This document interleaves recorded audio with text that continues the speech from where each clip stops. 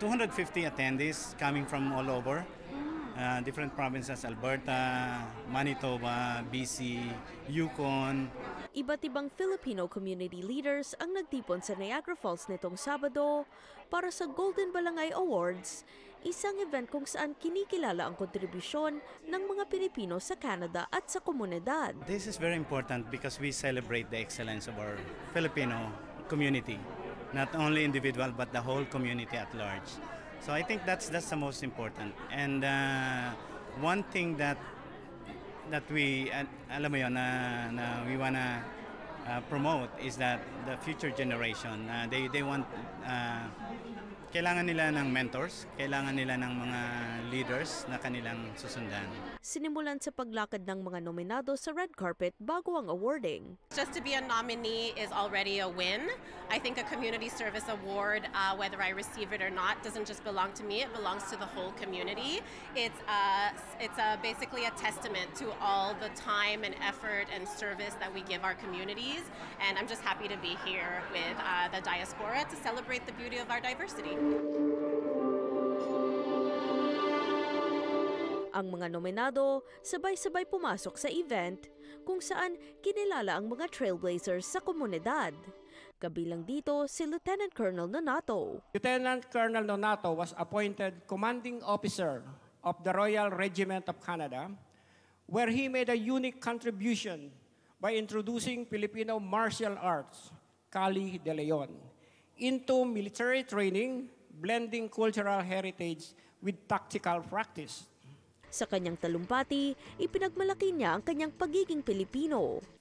It's quite a statement that many non-Filipinos recognize the wonders of the complexity of our languages, the depth of our customs, the talents of our artists, the innovations of our thinkers, the effectiveness of our martial arts, and the deliciousness of our food, and the beauty of our people, among other things. Isang Lifetime Achievement Award din ang ibinigay kay Dr. Eileen De Villa, ang Medical Officer of Health ng Toronto. I really am quite moved by the notion of a Lifetime Achievement Award, and I'm incredibly grateful to the Foundation for bestowing this honor. Truly, truly humbling and very, very moving indeed. Kinilala rin ang kontribusyon ng mga mamamahayag na anilay may malaking epekto sa komunidad at nagbibigay inspirasyon sa pamamagitan ng kanilang trabaho.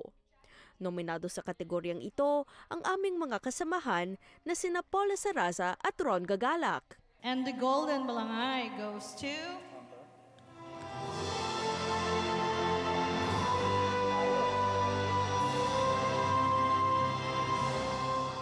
Ron Gagalak. I would like to thank Omni for giving the Filipino community a news program that we could call our own. A news program that will serve the Filipino Canadians in Canada. A news program that will fight for the rights of Filipinos in Canada. Maraming salamat po sa inyo. Aniya, isang mahalagang parangal ito, lalo't kukonti lang ang mga Pilipino sa larangan ng journalism dito sa Canada. Alam niyo, isa pong malaking karangalan na makatanggap ng ganitong award, na ma-recognize yung ginagawa ng mga Pilipinong mamamahayag dito sa Canada. Hindi madali na maging mamamahayag dito sa bansang ito, no? Lalo na sa mainstream media. Pero yung mga ganitong klase ng parangal ay nagbibigay inspirasyon sa atin na mas galingan pa natin yung ating ginagawa at mas bigyan pa at iangat yung boses ng ating mga kababayan dito sa bansa. Isasagawa daw ang susunod na Golden Balangay Award sa Ottawa sa 2025.